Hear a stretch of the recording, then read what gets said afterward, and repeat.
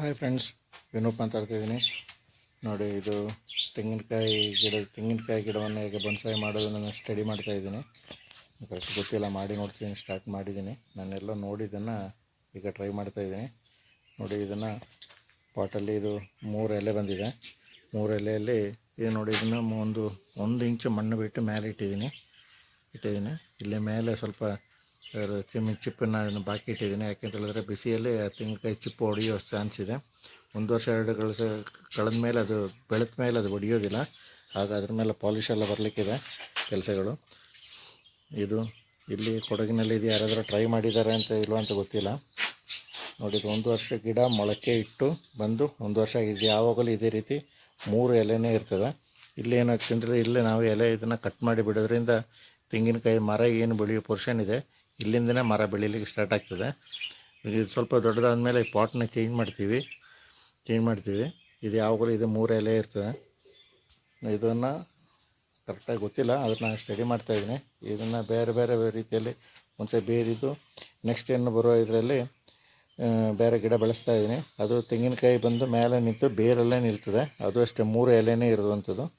ನೋಡು, ಅದನ್ನು ಮಾಡಿದ್ದೀನಿ. ಪ್ಲ್ಯಾಂಟ್ ಬೀಜ ಹಾಕಿದ್ದೀನಿ, ತೋರಿಸ್ತೀನಿ ನಿಮಿಷ ರೀ. ನೋಡಿ, ಇದನ್ನು ಬೀಜ ಇಟ್ಟಿರೋದು. ಇಲ್ಲೂ ಅಷ್ಟೇ ಚಿಪ್ಪು ಹೊಡಿಯೋದು ಇರಲಿಕ್ಕೆ ಇದನ್ನು ಚಿಪ್ಪನ್ನು ಹಾಕಿ ಮುಚ್ಚಿಟ್ಟಿದ್ದೀನಿ. 3 ಎಲೆ ಬಂದಿದೆ. 3 ಎಲೆಯಲ್ಲಿ 1 ಎಲೆ ಕಟ್ ಮಾಡಿದ್ದು, ಅರ್ಧ ಕಟ್ ಮಾಡಿಬಿಟ್ಟು ಇವತ್ತು ಕಟ್ ಮಾಡ್ತೀನಿ. ಇದ್ರ ಸಾಯಿಲ್ ಅಷ್ಟೇ ಡಿಫ್ರೆಂಟ್ ಮಿಕ್ಸ್. ಇದರಲ್ಲಿ ಬೇರು ಬಿಟ್ಕೊಂಡಿದೆ. ಇದು ಸಣ್ಣ ತೆಂಗಿನಕಾಯಿ ಚಿಪ್ಪು ಮೇಲೆ ನಿಲ್ತದೆ.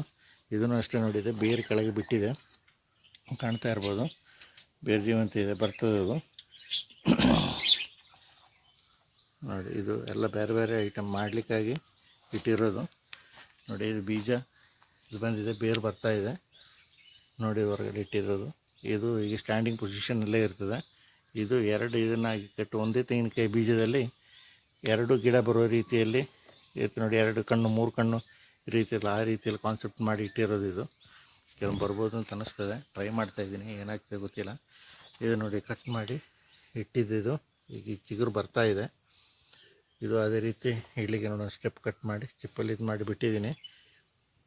ನೋಡಬೇಕು, ಸ್ಟಡಿ ಮಾಡ್ತಾಯಿದ್ದೀನಿ. ಹೇಗಾಗ್ತದೆ ಗೊತ್ತಿಲ್ಲ. 1 ವರ್ಷ 2 ವರ್ಷದಲ್ಲಿ ಕರೆಕ್ಟ್ ಗೊತ್ತಾಗ್ತದೆ. ಇದನ್ನು ಹೊಸ ಐಟಮ್ ಟ್ರೈ ಮಾಡ್ತಾಯಿದ್ದೀನಿ. ಯಾರಿಗಾದರೂ ಇದ್ರ ಬಗ್ಗೆ ಗೊತ್ತಿದೆ ಅಂತ ಹೇಳಿದರೆ ನನಗೆ ಸಜೆಷನ್ ಕೊಡಬೇಕು ಅಂತ ಹೇಳಿ ಕೇಳಿಸ್ಕೊಳ್ತೀನಿ. ನೋಡಿ, ಇದು 1 ವರ್ಷದ ಗಿಡ. ಇದು ಈ ರೀತಿ ಆಗಿದೆ. ನೋಡಿ, ನಿಮಗೆ ಲೈಕ್ ಆಗ್ಬೋದು.